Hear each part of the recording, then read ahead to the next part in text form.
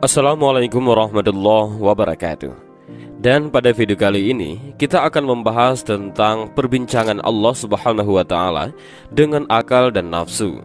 Juga kisah singkat penuh hikmah tentang malaikat Jibril ketika diperlihatkan surga dan neraka oleh Allah Subhanahu wa taala, yang mana penciptaan surga dan neraka berkaitan erat dengan hawa nafsu. Serta kita juga akan membahas cara mengendalikan nafsu syahwat. Dan tahukah kalian bahwa memang pernah ada suatu riwayat yang mengisahkan tentang perbincangan Allah Subhanahu wa taala dengan akal dan nafsu. Konon dikabarkan setelah Allah Subhanahu wa taala menciptakan akal dan nafsu, maka Allah Subhanahu wa taala bertanya kepada mereka berdua, "Lantas pertanyaan apakah itu dan bagaimanakah jawaban dari akal dan nafsu itu?" Dan yang pertama, mari kita bahas tentang perbincangan Allah Subhanahu wa taala dengan akal dan nafsu. Dan perbincangan ini dikutip dari kitab Tanbihul Ghafilin dan Durratun Nasihin. Ketika Allah Subhanahu wa taala menciptakan akal, maka kemudian Allah Subhanahu wa taala berfirman kepada akal, "Wahai akal, menghadaplah engkau." Maka akal pun menghadap kepada Allah Subhanahu wa taala. Kemudian Allah Subhanahu wa taala berfirman kepadanya, "Wahai akal, berbaliklah engkau." Lalu akal pun berbalik. Kemudian Allah berfirman lagi kepadanya, "Wahai akal, siapakah aku?" Lalu akal pun menjawab, "Engkau adalah Tuhan yang menciptakan aku, dan aku adalah hambamu yang lemah."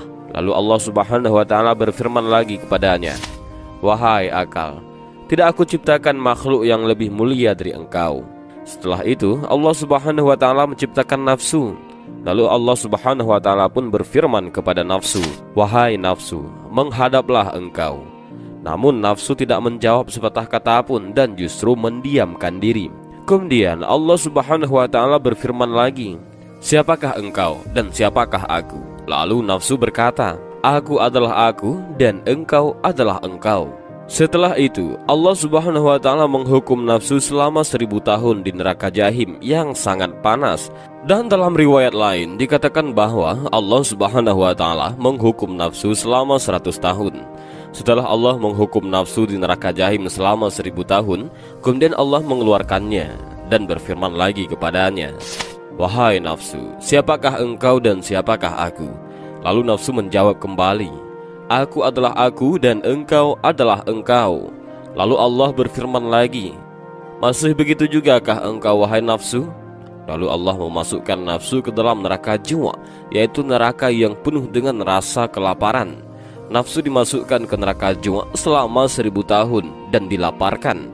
Kemudian setelah itu Allah Subhanahu wa taala mengeluarkannya kembali dan berfirman, "Siapakah engkau dan siapakah aku?" Lalu nafsu berkata, "Aku adalah aku dan engkau adalah engkau." Setelah itu Allah Subhanahu wa taala menghukum nafsu selama 1000 tahun lagi di neraka yang sangat dingin.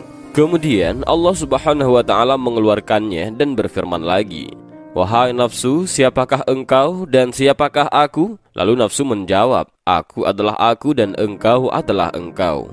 Lalu Allah berfirman, "Masih begitu jugakah engkau wahai nafsu?" Lalu Allah memasukkan lagi nafsu ke dalam neraka selama 1000 tahun dan dilaparkan.